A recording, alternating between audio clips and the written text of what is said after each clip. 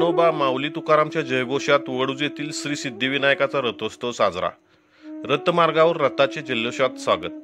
ज्ञानोबा माऊली तुकाराम बोला पुंडलिक वरदे हारी विठ्ठलच्या जयघोषात वडूज येथील श्री सिद्धिविनायक रथोत्सवास मंगळवार दिनांक 13 रोजी दुपारी 1 वाजता प्रारंभ झाला। त्यावेळी वारकरी, सुवासिनी व भाविकांची गर्दी झाली होती।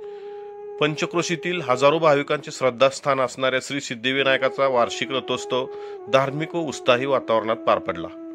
रथमार्गावर शहरातील विविध सार्वजनिक मंडळांनी रथोत्सवात सामील झालेल्या दिंडी व सुवासिनीसाठी अल्पोपहार, सरबत व पिण्याच्या पाण्याची सोय केली होती। रथमार्गावर ठिकठिकाणी महिलांनी सडा रांगोळी काढून रथोत्सवाचे पारंपरिक पद्धतीने स्वागत केले।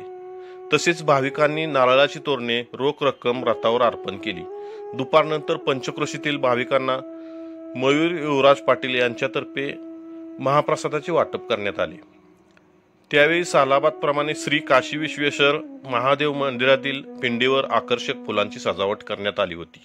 सिद्धी विनायकाच्या रथोत्सव सांगता समारंभानिमित्त विविध खेळण्याची दुकाने, लहान मोठ्या आकारांची पाळणे, मेवा मिठाईची दुकाने दाखल झाल्याने वडूज नगरीला यात्रेचे स्वरूप आले होते।